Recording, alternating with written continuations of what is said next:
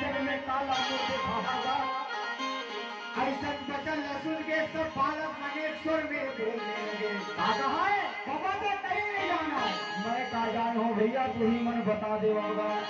रखवार रहते थे, रात में रखवारी करते, काबर चोर हर रात में आके चोरी करते मिलके, और दिन मार सोच थे भैया हमन कर का हवे चोर रखवार तेरा जाना बन भैया। बाबा ओए तेरा रखवार रहते कैसा का रात भर पहरा करते।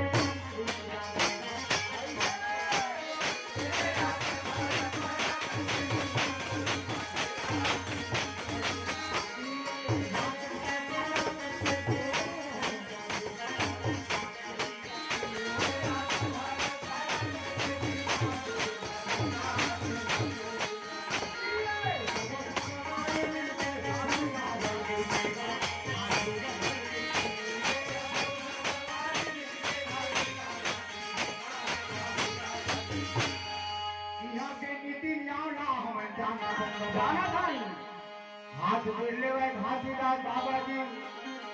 काबर वाला पता ही से चोरी करना और फिर विचार करना और कोई जीव ला सताना या नहीं हिंसा काम करना महान पापे भैया हो। केतन के 3 पापे चोरी पे विचार और हिंसा करना होगा। हाथ जोड़ के मना में बाबा घासीदास लेकिन बालक मन माने नहीं। बाल हाथ कर गए लेकिन मन हम माने नहीं।